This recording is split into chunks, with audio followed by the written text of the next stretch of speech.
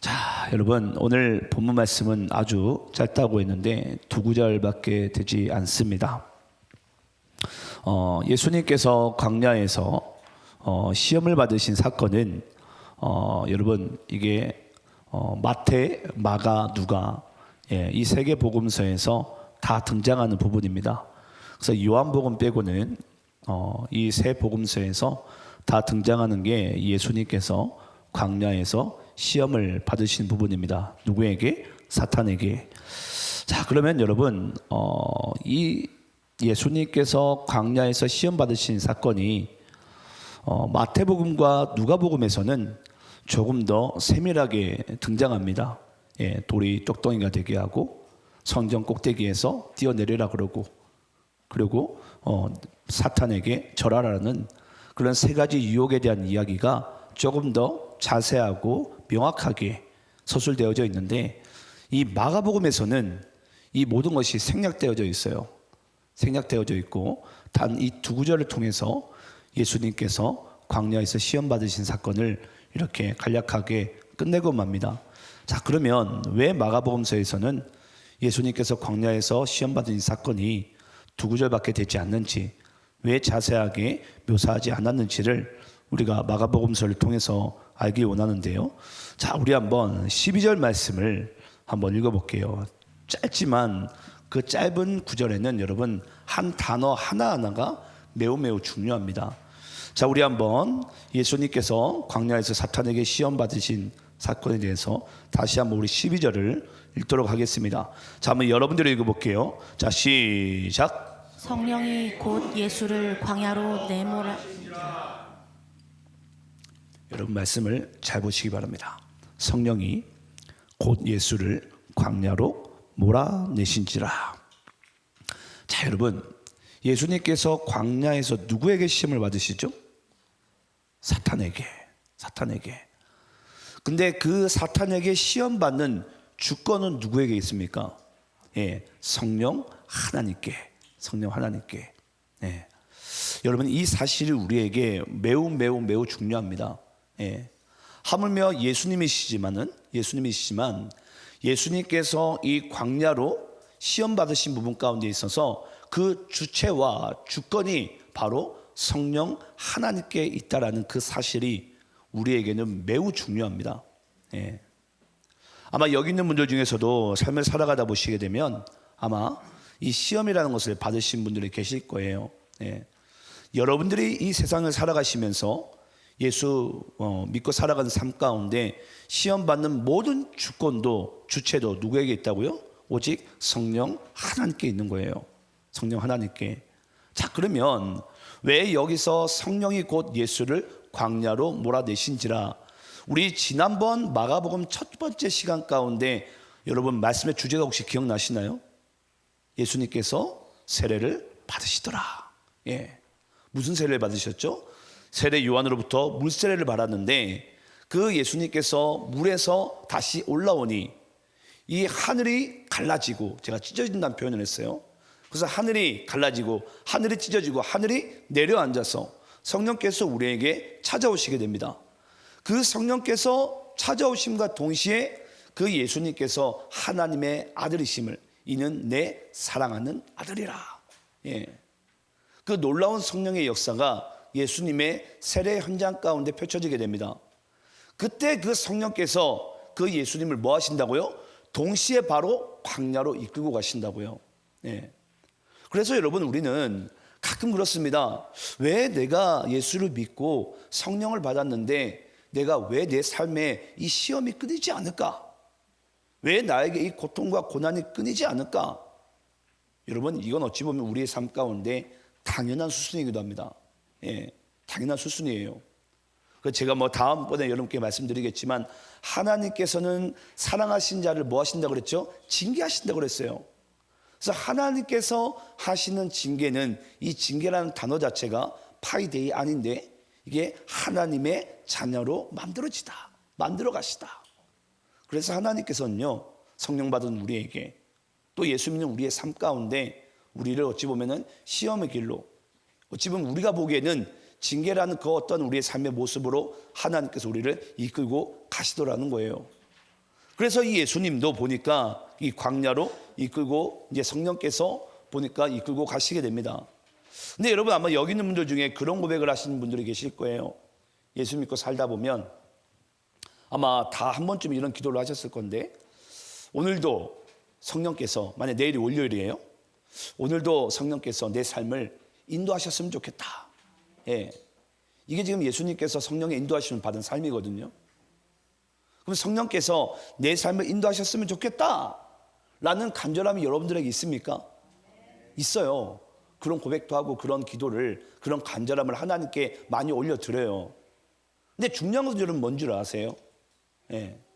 내 마음 가운데 성령께 인도함을 받고 싶은 마음은 있는데 그 길이 시험받는 길이고 광야의 길이라면 여러분, 거기서 여러분들이 만약에 내적인 동의로서 내가 거기로 가고 싶어 하겠습니까?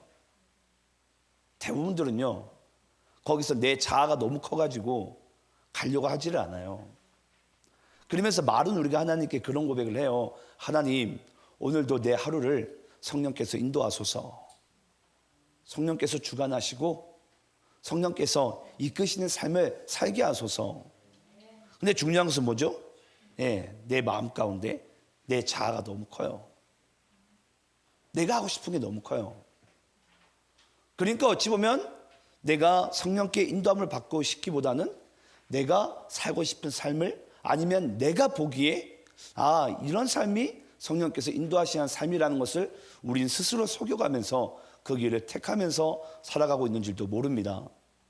전 여러분들께 이 주일을 맞이해서 이 마가복음서를 우리가 다시 연결해서 쭉 나갈 건데, 여러분께 꼭 그런 말씀 드리고 싶어요.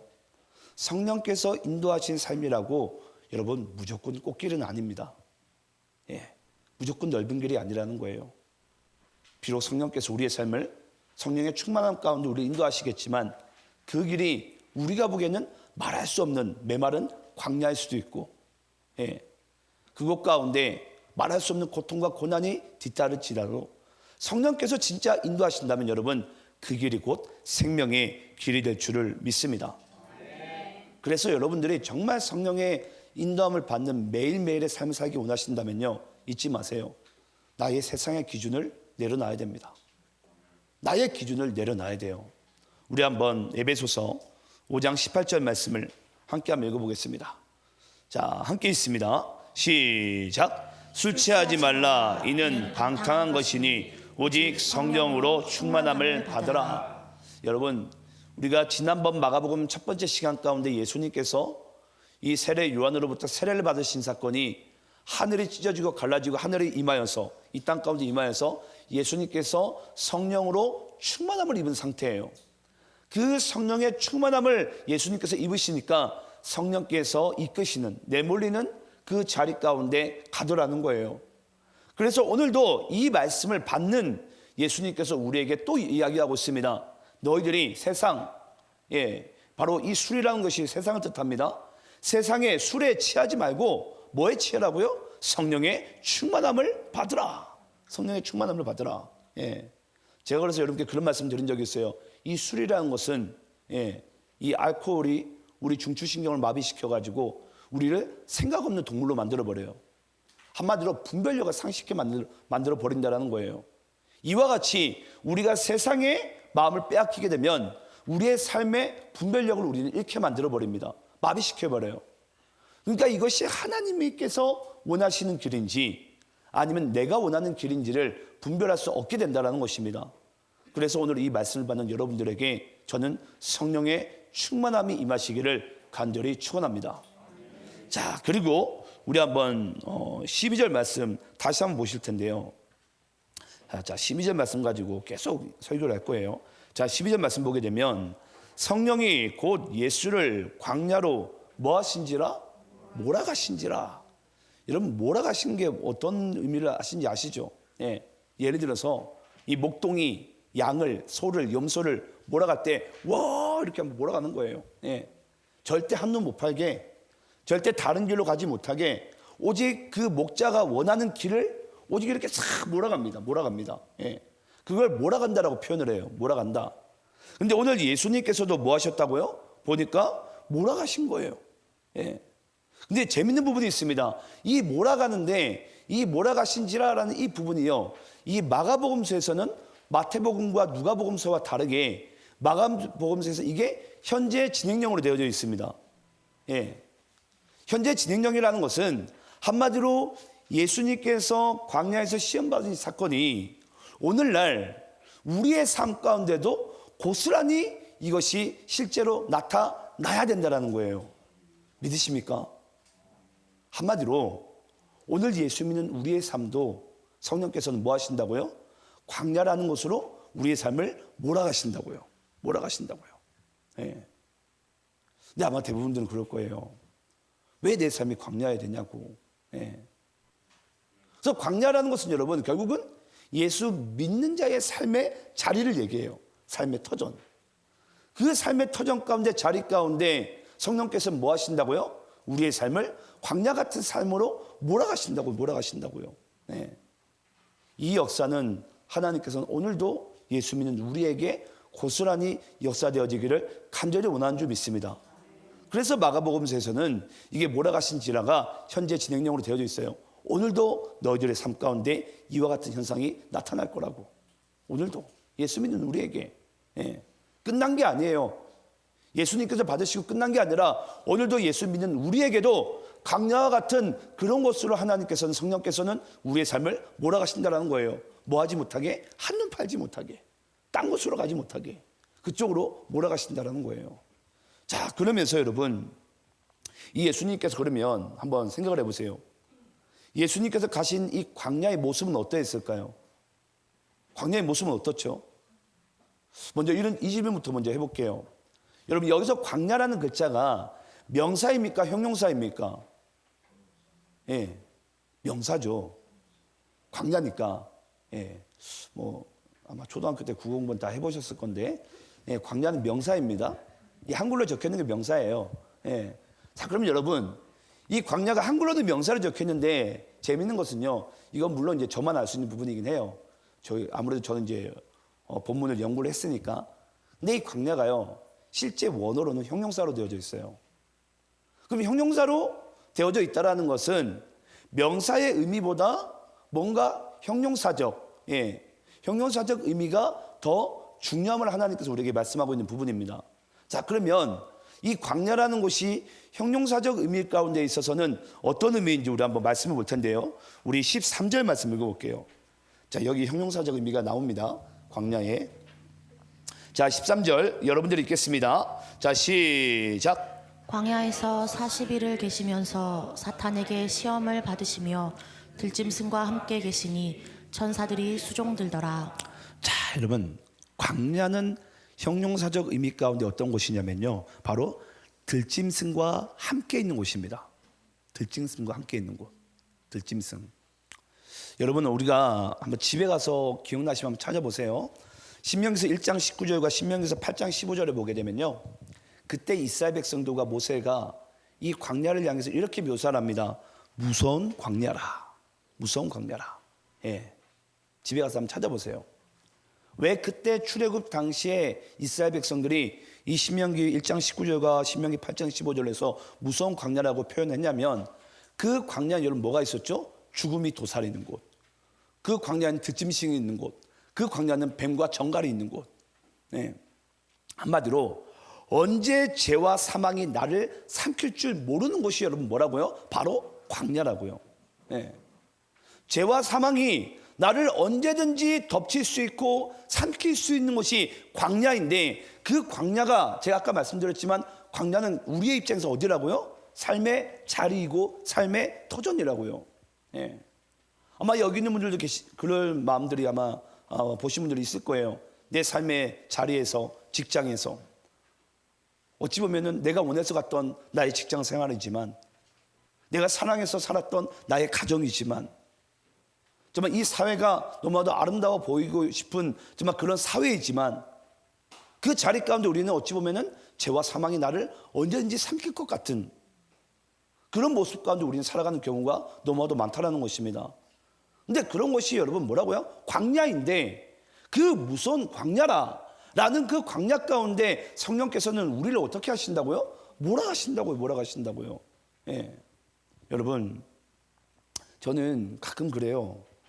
왜 하나님께서 저는 이 표현이 여러분께 맞는지 모르겠어요. 저는 참고로 저는 제 아이들을 일부러 저는 기독교 대안학교나 그런 데 보내지 않습니다.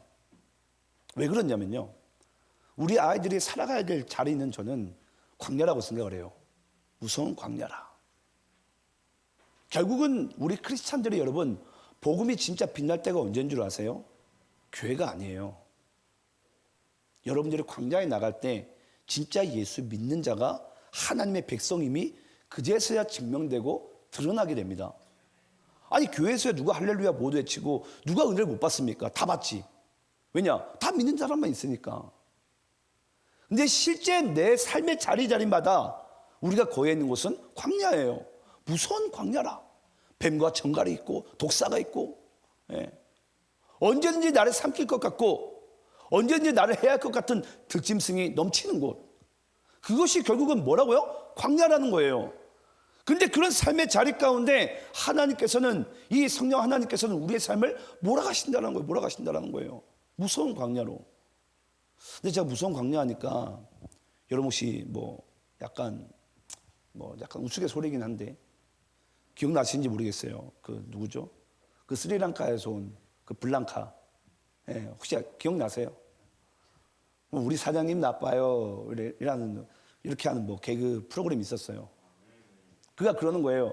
우리 사장님 나빠요. 왜 나쁘냐고 그러면 우리 사장님 할머니 내장탕 먹어요.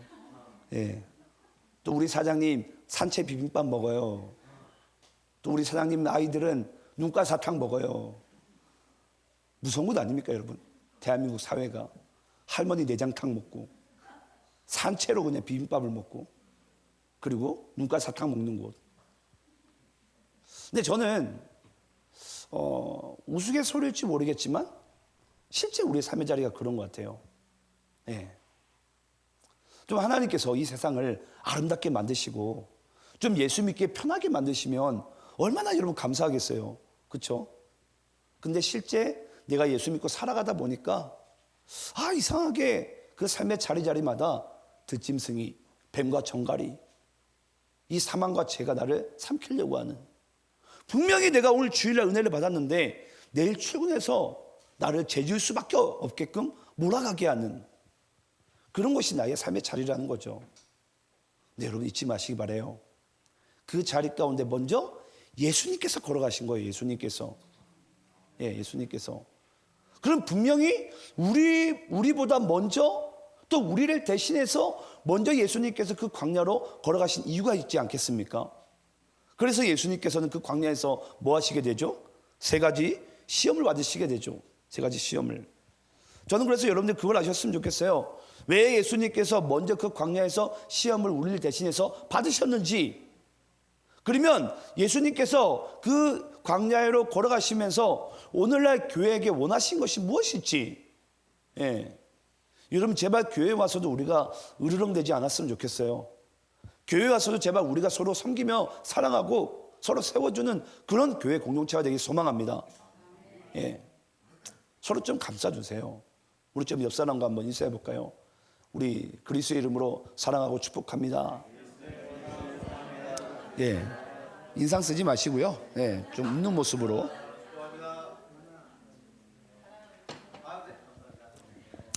예. 여러분, 광야는요, 어찌 보면 우리가 전투를 해야 될 만한 곳이에요. 영적으로. 하지만 하나님께서 우리를 교회라는 공동체로 묶으시고 또 여러분들의 가정이 또 교회가 돼야 되고 또 여러분들의 직장과 사업장이 교회가 돼야 되고 학교가 교회되어질 때에 저는 그 영적인 전투의 현장에서 하나님께서 반드시 그 믿음의 공동체들로 하여금 반드시 우리를 승리케 하실 줄 믿습니다.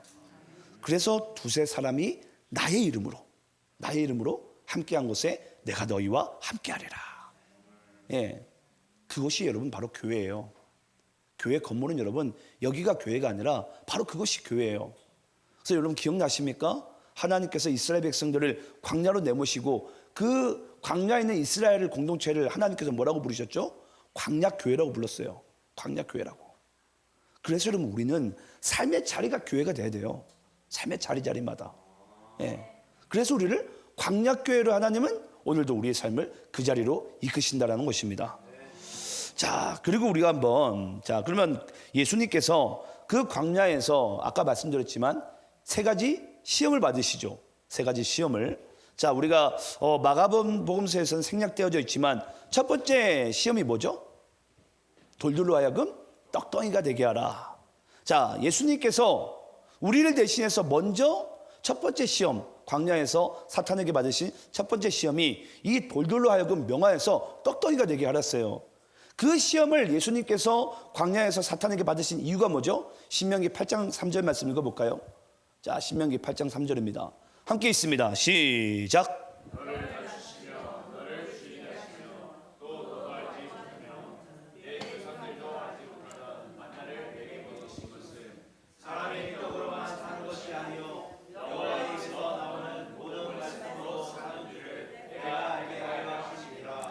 여러분, 예수님께서 광야에서 사탄에게 첫 번째 시험이 이 돌들로 명하여서 떡덩이가 되게 하라고 사탄이 이 예수님께 시험을 걸어올 때 예수님께서 무엇으로 이기시죠? 바로 신명기 8장 3절 말씀으로 이기십니다. 예, 사람이 떡으로만 사는 것이 아니에요. 하나님의 입에서 나오는 모든 말씀으로 사는 줄을 알게 하려 하심이라. 그걸 사탄에게 명하게 될 때 그 첫 번째 시험을 예수님께서 무엇으로 이기셨다고요? 하나님의 말씀으로 이기셨어요. 그 시험을 광야에서. 자, 두 번째 여러분 시험은 무엇입니까? 사탄이 이 예수님을 성전 꼭대기로 데려갑니다. 그리고 뭐하라고 그러죠? 이 여기서 뛰어내리라. 그리고 천사가 너로 하여금 수종을 들게 하라 라고 얘기합니다. 그건 예수님께서 무엇으로 이기시죠? 그 또한 말씀을 이기시는데 시편 91편 11절 말씀 읽어보겠습니다. 자, 함께 있습니다. 시작. 그가 너를 위하여 그의 천사들을 명령하사 내 모든 길에서 너를 지키게 하심이라. 자, 결국은 여러분 이 천사는 누가 부리는 영이에요? 하나님이 부리는 영이에요. 예. 근데 여기서 지금 사탄이 이 천사를 어떻게 하고 싶은 거죠? 자기가 조종하고 싶은 거예요. 자기가. 예. 그래서 이때 예수님께서 이 시편 90편 11절 이야기를 바로 이 마귀에게 사탄에게 또 선포하면서 주 너희 하나님을 시험하지 말라. 예. 이 천사는 오직 하나님께서 우리를 위하여 하나님께서 사탄을 위해서가 아니라 하나님께서 우리를 지키시기 위해서 부리시는 영이 바로 천사예요. 근데 사탄은 지금 뭐 하고 싶은 거죠? 자기가 인정받고 싶은 거예요. 자기가 명예가지고. 그래서 여러분 예수님께서는 이 또한 말씀으로 물리치십니다. 자, 그럼 마지막 세 번째 시험이 뭐예요? 사탄이 예수님께 얘기하죠. 나에게 절하라. 천하만국의 영광을 다 너에게 주겠다라고 얘기합니다. 이 또한 예수님께서 시험을 뭘로 이기시죠? 말씀으로 이기십니다. 우리 신명기서 6장 16절 말씀 함께 읽어보겠습니다. 함께 있습니다. 시작. 너희가 마사에서 시험한 것 같이 너희의 하나님 여호와를 시험하지 말고. 자, 여러분 바로 이 마사에서 여러분 기억나십니까? 하나님께서 이 모세와 또 그 장로들에게 이 마사로 하여금 무리바 물사건 기억나시죠? 오직 하나님의 말씀에 순종하는. 근데 그때 모세와 이스라엘 장로들이요 이 하나님께 대항을 하게 됩니다. 그래서 서로 다투죠. 그 일로 인해서 여러분 아시겠지만 모세는 그 가나안 땅에 못 들어가게 돼요. 여러분 우리가 끝까지 영원히 섬겨야 될 것은 오직 하나님밖에 없어요. 하나님밖에. 주 너희 하나님밖에. 근데 사탄은 계속해서 우리에게 그런 유혹을 합니다. 네가 내가 아니라 하나님이 아니라 네가 나에게 절을 하라고. 나를 경배하라고. 그게 오늘날 우리 많은 사람들이 좋아하는 여러분 만문의 신이지 않습니까? 세상의 신이 그래요. 하나님 말고 너희들이 살릴 수 있는 것이 바로 나라고 세상이라고. 하지만 하나님께서는 그런 이 마사에 어쩌면 우리 물이라는 것은 여러분 그렇습니다. 우리 인간에게는 생명과 같은 존재예요. 그런 생명이 우리에게 여러분들의 생명 자체가 우리의 생명 자체가 그 주권이 누구에게 있냐라는 거예요. 하나님께 있습니다. 하나님께. 근데 많은 사람들이 그래요. 내가 잘 살 수 있는 것은 하나님이 아니라 돈이라고 세상의 성공이라고. 여러분 절대 그렇지 않습니다. 우리를 살릴 수 있고 우리를 지으시고 창조하신 분이 하나님이 맞다면 우리의 인생을 영원히 책임져 주실 분도 하나님이신 줄을 믿으시기를 바랍니다. 그래서 이 세 가지를 예수님께서 다 뭐 하셨다고요? 먼저 광야에 가셔서 우리를 대신해서 이 시험을 이기십니다. 우리 인간의 그 육적인 모습을 똑같이 가지고, 연약함을 가지고, 거기서 똑같이 예수님께서 시험 받으셨지만은 하나님의 말씀으로 다 이기셨다라는 거예요. 자, 그러면 여러분, 예수님께서 뭐하러 그 이기신 장면을 우리에게 보여주시는 거죠? 보여주는 이유가 뭐예요? 아, 예수님이 위대하신 분인 걸 이걸 통해서 우리에게 증명하시려고. 예. 과연 여러분 그럴까요? 우리 한번 디모데후서 2장 15절 말씀 읽어볼게요. 자, 디모데후서 2장 15절. 자, 또 여러분들이 읽겠습니다. 시작. 너는 진리의 말씀을 옳게 분별하며 부끄러울 것이 없는 일꾼으로 인정된 자로 자신을 하나님 앞에 드리기를 힘쓰라. 여러분 말씀을 거꾸로 읽어볼게요. 잘 보시기 바라요. 자신을 하나님 앞에 드리는 그 인생은 여러분, 너는 진리의 말씀을 옳게 분별하라라는 거예요. 예. 진짜 하나님 앞에 드리는 인생을, 예배하는 인생을 살기 원하거든, 너는 진리의 말씀으로 이 세상을 옳게 분별하는 거예요. 그 도구가 뭐라고요? 진리의 말씀이라는 거예요. 진리의 말씀으로. 예수님께서 광야에서 사람의 이 육신의 옷을 입고 마땅히 우리와 똑같이 연약하고 그 시험에 질 수밖에 없는 상황 가운데 그걸 옳게 승리하고 하나님께 드리는 인생을 바로 할 수 있었던 그 이유가 바로 하나님의 말씀으로 대적하고 승리하셨다는 거예요. 한마디로 이걸 우리에게 보이신 것입니다. 이와 같이 너희들도 이와 같이 살라라는 거예요. 너희들도. 네. 여기 있는 분들 중에 그런 분들 많을 거예요. 특히 예배팀들 이런 고백 자주 할 거예요. 우리가 교회에서뿐만이 아니라 삶의 예배자가 되자고, 진짜 자신을 하나님 앞에 드리는 예배자의 인생을 살기 원하시거든, 너는 진리의 말씀을 옳게 분별하라. 예. 이게 여러분 하나님께 드리는, 하나님께 삶의 예배자로 살아가는 유일한 방법입니다. 유일한 방법이에요. 예. 근데 오늘날 이 그리스도인들이요, 하나님의 말씀을 떠남으로 우리에게 분별력이 상실됐어요. 분별력이. 그러니까 우리가 세상에 나가서 질 수밖에 없는 인생을 살아갈 수밖에 없는 거예요. 매번 힘들죠. 아니, 우리의 삶의 자리는 여러분 아까도 말씀드렸지만, 예, 무서운 광야라. 힘들 수밖에 없고 죄와 사망의 나를 삼키는 자리일 수밖에 없어요. 근데 그것 가운데서 하나님께서는 우리에게 뭐 하기를 원하신다고요? 자신을 하나님께 드리는 예배의 인생으로 살기 원하세요. 근데 그 사는 그 예배의 인생을 우리가 진짜 실현하기 위해서는 너는 진리의 말씀으로 옳게 분별하라. 여러분 아시겠지만 디모데후서는 사도 바울의 유언과 같은 이야기다라고 그랬어요. 바울의 인생에 있어서 가장 중요한 이야기를 지금 우리에게 하고 있는 부분입니다. 예. 내가 예수 믿고 살아보고 내가 선교를 해봤는데 이 세상에서 우리가 주의 뜻 가운데 살 수 있는 길은 하나님의 말씀을 가지고 우리가 이 세상을 옳게 분별하는 것밖에 없더라 라는 것을 바울이 지금 우리에게 고백하고 있는 부분입니다. 저는 이 고백이 여러분들의 삶의 고백이 되기를 간절히 축원합니다. 자, 그럼 우리 본문 13절 한번 마지막으로 한 가지만 더 보겠습니다.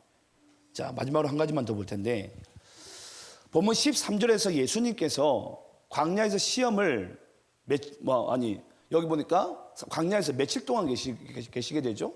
40일을. 자, 여러분들께 제가 이 40이라는 성경적 숫자의 의미를 여러분께 좀 말씀드리겠습니다. 여러분, 모세가 시내산에서 하나님의 말씀을, 율법을 받는 시간이 며칠이었죠? 40일입니다. 시내산 꼭대기에 40일을 머물러요. 자, 그리고 이스라엘 백성들이 이 애굽의 때를 벗겨내는 시간이 몇 년 걸리죠? 40년이 걸립니다. 그리고 이스라엘 12정탐꾼이 그 메뚜기 컴플렉스죠. 예, 안악 자손으로 인해서 메뚜기 컴플렉스에 걸려가지고 부정적인, 예, 믿음에 없는 말을 이스라엘 백성들에게 전한 것으로 인해서 하나님께서 이스라엘 백성들을 광야에서 몇 년 동안 살게 하시죠? 예, 40년 살게 하시고 그들이 부정적인 보고를 또 하는 그 정탐의 시간도 40일이에요. 자, 여러분, 이거 한번 40일에 이 의미를 한번 생각을 해보세요. 나중에 어떤 공통 분모가 나오나. 자, 그리고 네 번째, 엘리야가 여러분 노뎀나무 이 밑구녕에 들어가 가지고 하나님, 그냥 내가 이렇게 살 바에 나의 숨을 거두가소서, 나를 데려가소서 라고 하면서 그 쫓기는 그 시간도 40일이에요 여러분. 자, 여러분 이제 질문을 해볼게요. 이 성경에서 나타난 이 40이라는 숫자의 공통 분모가 뭔 줄 아세요? 바로 이것이 여러분, 바로 인간의 의예요. 아마 대부분들이 우리 믿음의 선진들 중에나 또는 우리 믿음의 선배분들이 아마 40일 금식 기도를 하신 분들이 계실 거예요. 예. 그 40일 금식 기도는 여러분 뭘 의미하냐면 한마디로 나의 모든 것을 건져라는 거예요. 근데 여기서 40의 진짜 의미는 그 인간의 의를 얘기해요. 하나님께서요, 이 인간의 의를 한마디로 완전히 한마디로 없애겠다라는 거예요. 그래서 예수님께서 이 광야 가운데 40일 머무십니다. 뭐 하시기 위해서? 이 인간의 의를 완전히 산산조각내기 위해서. 근데 여전히 우리는 이 예수를 믿고도 우리 옛사람이 십자가에 못 박혀 죽으면서도 우리는 자꾸 뭘 자꾸 내세우기 원하십니까? 나의 의를 자꾸 내세우려고 그래요. 내가 자꾸 살기 원한다고. 내가 죽어야 되는데 안 죽는 거예요. 안 죽는 거예요. 예. 하물며 예수님께서 먼저 자기가 죽으시고 시작을 하셨는데, 근데 여러분 참 재밌는 게 뭔 줄 아십니까? 이걸 발견하신 분은 있는지 없는지 모르겠어요. 예수님께서 십자가에 달려 죽으시면서까지 이 사탄은 여러분 뭐라고 시험 걸려온 줄 아십니까? 우리 한번 마태복음 27장 40절 말씀 읽어볼게요. 마태복음 27장 40절. 자, 여러분들이 있습니다. 시작. 이르되 성전을 헐고 사흘에 짓는 자여, 내가 만일 하나님의 아들이여든 자기를 구원하고 십자가에서 내려오라 하며. 여러분, 이게 로마 군병을 사용해가지고, 사탄이 로마 군병을 사용해가지고 예수님이 십자가에 달려 죽으시면서까지 예수님께 시험을 건 장면이에요. 뭐 하라고요? 네가 하나님의 아들이거든, 이 십자가에서 네가 내려와서 네가 한번 구원해봐라 스스로를. 예. 이게 사탄이 그 로마 군병을 한 명을 붙잡고서 지금 예수님을 시험하고 있는 부분이에요. 우리가 생각하기 여러분 그렇지 않습니까? 좀 이때 예수님께서 그냥 폴짝 뛰어내리셔가지고 그 로마 군병 깃방맹이 한 대 팍 때리면은 우리 뭔가 속이 좀 후련할 것 같지 않습니까? 이래야지 예수님이고 뭔가 이래야지 여러분 진짜 능력 종교이지 않습니까? 근데 여러분, 우리가 그런 마음을 가지고 있어요. 예. 세상에서 우리 그리스도인들로 하여금 우리를 바보 취급하면요, 여러분, 우리는 바보가 되면 됩니다. 예. 그게 우리가 이기는 방법이에요. 예수님이 힘이 없어서, 예수님이 멍청해서 그 십자가에 달려 죽으셨겠습니까? 능력이 없어서? 아니요. 모든 능력을 다 가지고 계시지만 우리가 보기엔 예수님이 그 자리에서 뛰어내려서 그냥 로마 군병 귓방맹이 한 대 딱 때려야 돼요. 내가 못 내려올 줄 알았지? 그렇게 하셔야 되는 게 여러분, 우리가 생각하는 오늘날의 기독교의 모습이에요. 근데 여러분, 그런다고 세상이 바뀌지 않습니다. 그런다고 안 믿는 사람들이 예수 믿겠노라고 확 쫓아오지 않는다고요. 근데 오늘날 여러분 한번 이 대한민국의 교회들의 모습을 잘 보시기 바라요. 아니면 여러분들의 모습을 보시기 바라요. 우리의 모습 가운데 여러분, 이렇게 내가 십자가에서 포착 내려와서 그냥 내 원수들로 하여금 그냥 깃방맹이 한 대 후려치고 싶은 그런 마음이 여러분 우리 안에 있지 않습니까? 제가 일부러 과한 표현을 하는 거예요. 내가 살고 싶고 나의 의를 내세우고 싶은 그런 마음이 우리 안에 여전히 우리도 있지 않냐고요. 근데 예수님께서는 우리에게 보이신 실제 모습은 어떠시죠? 그냥 묵묵히 그 자리에서 숨지시는 거예요. 왜냐? 그 한 알의 밀이 땅에 떨어져 썩게 될 때에 많은 열매를 맺으리라. 세상이 우리를 바보라고 손가락질하고 세상이 우리를 실패자라고 조롱할지라도 우리가 그렇게 살아가는 것이 여러분 진짜 생명을 살리는 길이고 하나님의 나라가 이 땅 가운데 도래하는 전 유일한 길임을 믿습니다. 대한민국 교회가 계속 능력 종교 또는 건물과 크기에 의한 종교로서 계속 몰아갔는데 저는 여러분께 그런 말씀 드리고 싶어요. 여러분, 그게 힘이 아니고요. 예수님께서 보이신 진짜 능력은 바로 예수님께서 죽기까지 하나님의 말씀 가운데 순종하신 모습입니다. 이런 우리의 의를 다 죽게 만드시고 오직 하나님의 영광과 하나님의 나라를 이 땅 가운데 회복하기 원하셨던 그 예수님의 그 광야의 시험 받은 사건을 통해서 전 여러분들의 삶도 그렇게 살아가시기를 간절히 축원합니다. 함께 기도하겠습니다.